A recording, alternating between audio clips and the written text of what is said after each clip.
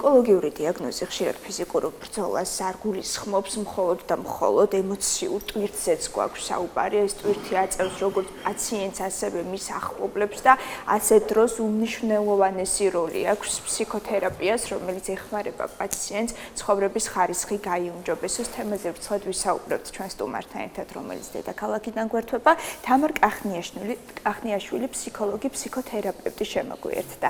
მოგესალმებით, ქალბატონო თამარ. მოგესალმებით. ძალიან ყურადსაღები საკითხია ემოციური, სენსიტიური. პირველ რიგში მოდით აღწეროთ ზოგადად ის ემოციური ფონი და სიმპტომები, რასაც განიცდის მენტალურად ადამიანი, რომელიც იგებს მძიმე დიაგნოზის შესახებ.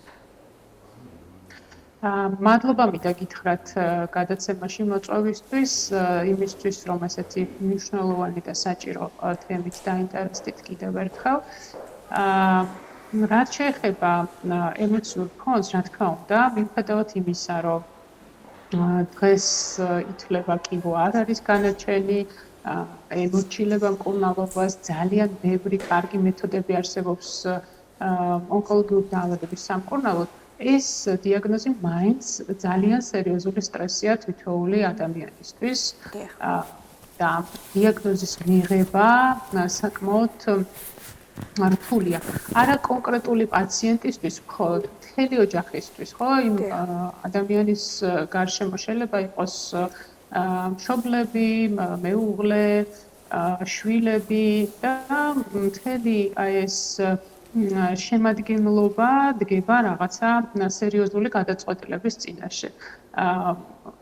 ონკოლოგიური დაავადების დიაგნოზი მოიაზრებს მხოლოდ და მხოლოდ არა ფიზიკურ და ფსიქოლოგიურ, არამედ ფინანსურ ასპექტებსაც თავის თავში და ეს ყველაფერი ერთად ცოტა რთული გადასალახია. საინტერესოა ვისაუბროთ ახლა უკვე ტექნიკაზე, მკურნალობის ტექნიკაზე, რით იწყებთ, რა არის პირველი საფეხური? მიღება ამ რეალობის გაცნობიერება, ესე საფეხურებად მივყვეთ თერაპიის პროცესს. მიღება ერთ-ერთი ურთულესია. ანუ მივიღო დიაგნოზი და წარმოვიდგინო ის, რომ ეს ჩემ თავს ხდება, იმიტომ რომ როგორც წესი, კიდევ არ გვეკითხება მოვიდეს თუ არ მოვიდეს, არც რაიმე წინ პრელუდია უძღვის იმისთვის, რომ გავიგო რა დაავადებაზეა საუბარი. და რაღაცნაირად ესე დაგვატყდება თავს ეს უსიამოვნო დიაგნოზი და პირველი, რასაც ვაკეთებთ, ეს არის დაავადების მიღება და გაცნობიერება. რა არის ეს დაავადება, რა შეიძლება ველოდოთ, მოკლედ რომ ვთქვათ, ვმუშაობთ ფსიქოგანათლებაზე, დაავადების ირგვლივ და მოსაოდნელ შედეგებზე. და მათ შორის ალბათ ესე ვთქვათ, ცნობიერების ამაღლება მიმართულებით იქნებოდა ძალიან მნიშვნელოვანი, ვინაიდან ჩვენ ვამბობთ რა ხელმძღვანელობის არის, როდესაც ოჯახის წევრი მზად არის ამ პროცესში ჩართოს ისე, როგორც საჭირო არის, ხო? ამ მიმართულებით თუ არსებობს ჩვენს ქვეყანაში რაიმე მნიშვნელოვანი ძვრები, თუნდაც ემოციურად მყარად იყოს ადამიანი და ესე ვთქვათ, ინფორმაცია ჰქონდეს. არსებობს ძვრები, თუმცა არა სრული ქვეყნის მოწვით, ჩვენ გვაქვს ესეთი საზოგადოება, საქართველოს ონკოფსიქოლოგიის საზოგადოება, რომელიც მთავარი ამოცანა არის როგორც პაციენტებთან, მათი ოჯახის წევრებთან ურთიერთობა და მათი მომზადება, ასევე სპეციალისტების გადამზადება. და ჩვენ ამ მიმართულებით უკვე 2 წელია ვმუშაობთ საქართველოს ეროვნულ უნივერსიტეტთან და გვყავს მაგისტრები, რომლებიც ემზადებიან უშუალოდ ონკოფსიქოლოგიის მიმართულებით, როგორ უნდა მოხდეს პაციენტთან ურთიერთობის დაწყება, რა ასპექტებია მნიშვნელოვანი, ის რომ ნებისმიერ ფსიქოლოგს გაუჭირდება ონკოლოგიურ პაციენტთან მუშაობა, იმიტომ რომ ეს არის საკმაოდ სპეციფიური დიაგნოზი. შენ თუ არ იცი ამ დაავადების სპეციფიკა, როგორც მენტალური ჯანმრთელობის სპეციალისტი, გიჭირს მუშაობის დაწყება. ამიტომ ამისთვის სპეციალური გადამზადებაა საჭირო. ქალბატონო თამარ, ვისაუბროთ ჯგუფური თერაპიის ეფექტზეც, რომელი უფრო პროდუქტიულია და სარგებლის მომტანი, როცა ჯგუფურად ადამიანები ერთმანეთის გამოცდილებას უზიარებენ ერთმანეთს და გრძნობენ ემპათიას, მხარდაჭერას, თუ ინდივიდუალური თერაპია არის უფრო ეფექტური? თქვენი გამოცდილება. კარგი შეკითხვა, თუმცა ამ შეკითხვაზე ერთმნიშვნელოვანი პასუხი არ არსებობს, გამომდინარე პაციენტის შინაგანი მდგომარეობიდან, მისი მოთხოვნილებებიდან, ეთიკის ნორმებიდან, ანუ ყველა ასპექტი განაპირობებს იმას, პაციენტს შეუძლია თუ არა იმ მომენტში ჯგუფში მუშაობა და შეირჩევა ინდივიდუალური თუ ჯგუფური თერაპია. ჯგუფურ თერაპიას აქვს თავისი უპირატესობები და ძალიან მნიშვნელოვანი უპირატესობები ის, რომ ერთი და იგივე პრობლემის გარშემო ერთიანდებიან ჯგუფში ადამიანები და არა მხოლოდ ფსიქოთერაპევტის მხარდაჭერით, არამედ ერთმანეთის მხარდაჭერით, გამხნევებით, გამოცდილების გაზიარებით ხდება ჯგუფში ესეთი ემოციური მხარდაჭერის მიღება და გამოსავლის გზების ძიება.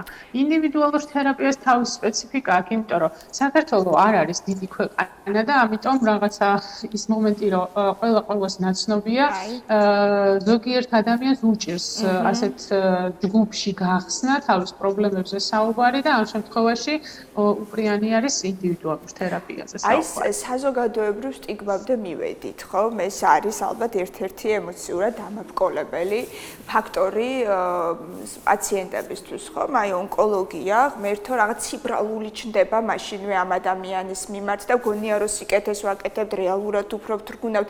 როგორ უნდა მოვიქცეთ აი საზოგადოების ცნობიერება ავამაღლოთ, რამდენიმე რჩევა მივცეთ ადამიანებს, სწორად როგორ ვანუგეშოთ პაციენტები? ძალიან კარგი შეკითხვა, მადლობა. ესე იგი, ეს არის ამაზეც ვერ ვიტყვი, რომ ერთმნიშვნელოვანი პასუხი არსებობს.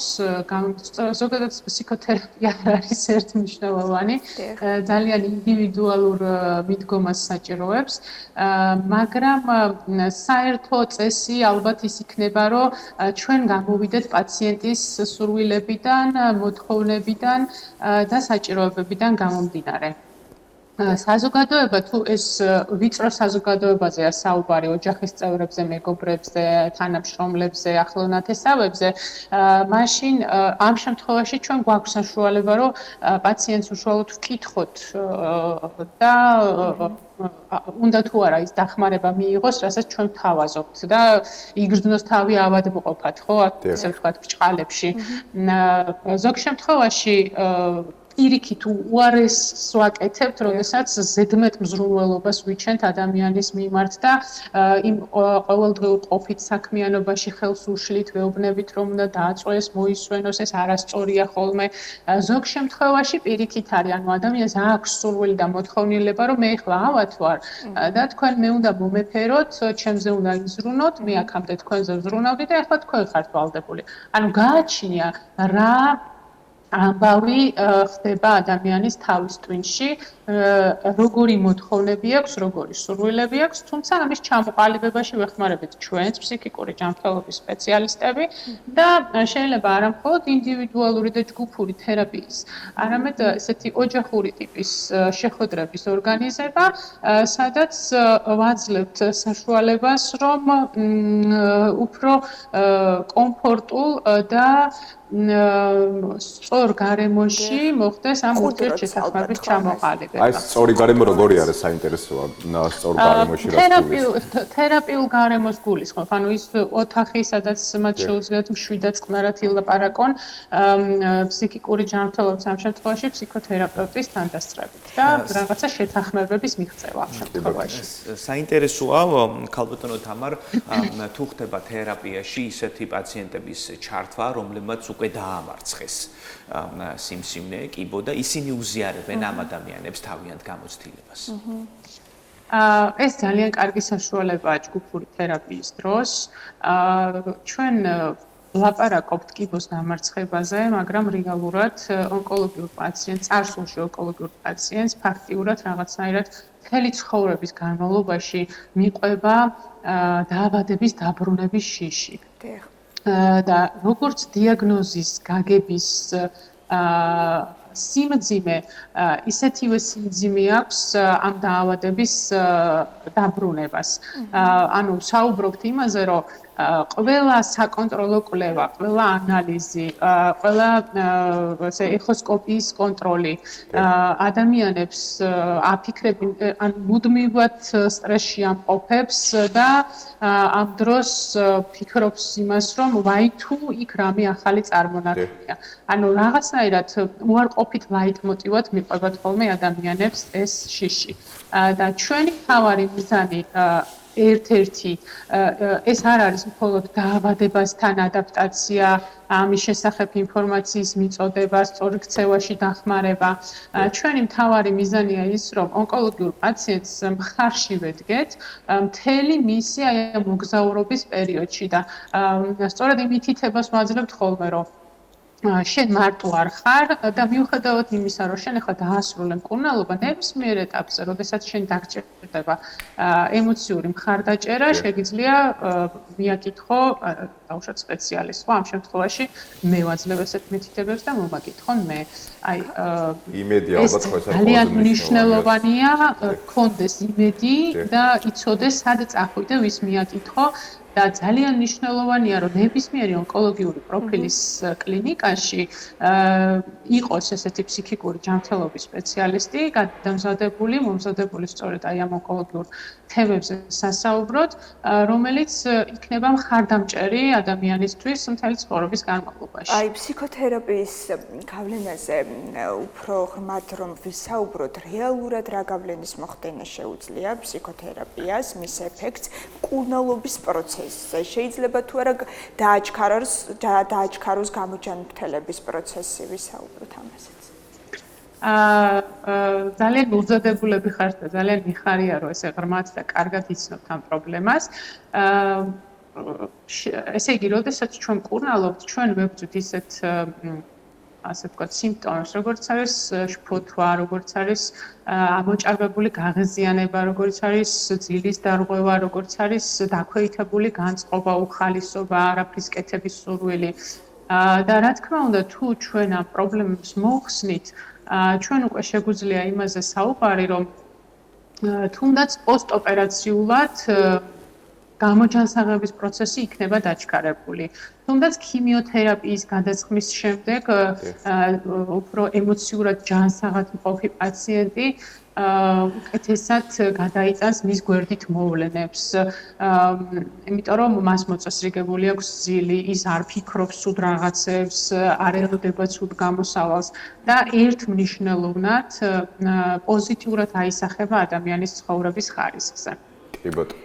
აუცილებლად უნდა გკითხოთ, მოდით მივიდეთ ამ თემასთან, ასე პრობლემატურ თემასთან, იგივე ჩვენ ფინანსური პრობლემები ვახსენეთ, რომელიც ბუნებრივია თან ახლავს ამ პროცესს, იმიტომ რომ კოლოსალურ თანხებთან არის დაკავშირებული, ვიცით, ონკოლოგიის მკურნალობა, დაახლოებით რა თანხებთან არის დაკავშირებული ფსიქოთერაპია, რამდენად აქვს ყველა ოჯახს იმის საშუალება, რომ ამ მეთოდს მიმართოს.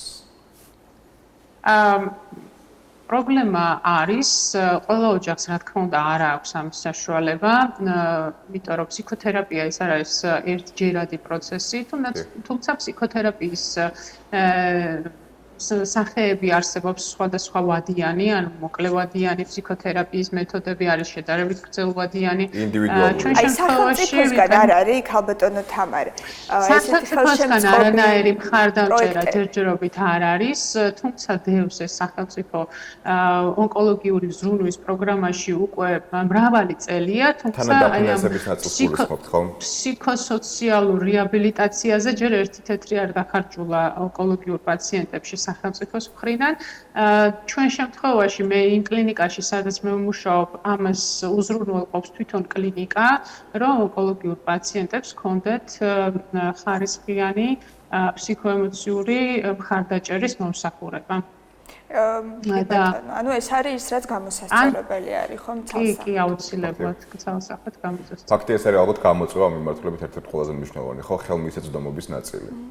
ამასთან ერთად შესაბამისი კადრის მომზადება, თუმცა ესეც პროცესია, როგორც გითხარით, ჩვენ აქტიურად მუშაობთ ამ მიმართულებით და დავუშვათ 1 წელიწადში, 2 წელიწადში ეს კადრის პრობლემა ჩვენ აღარ გვექნება. ახლა საქმე იქნება იმაზე, რომ სახელმწიფომ და სხვა სადაზღვევო კომპანიებმა უზრუნველყონ ონკოლოგიური პაციენტების ფსიქოემოციური მხარდაჭერა, იმიტომ რომ ეს არ არის ცალკე მდგომი ნაწილი, ეს არის ერთიანი მკურნალობის სტრუქტურული შემადგენელი ნაწილი და ჩვენ ამაზე უკვე მრავალჯერ ვისაუბრეთ. და სოფლიო საზოგადოება, საერთაშორისო საზოგადოება უკვე ამ თემას განყენებულად წლების მიჩნეულია, რომ ონკოლოგიური დაავადების მკურნალობის პროცესში უნდა იყოს აუცილებლად ფსიქიკური ჯანმრთელობის სპეციალისტი, ფსიქოლოგი თუ ფსიქოთერაპევტი თუ ფსიქიატრი ჩართული. უღმესი მადლობა, რომ იყავით ჩვენთან ერთად. მადლობა თქვენ. თამარ კახნიაშვილი, ფსიქოლოგი, ფსიქოთერაპევტი იყო ჩვენი სტუმარი.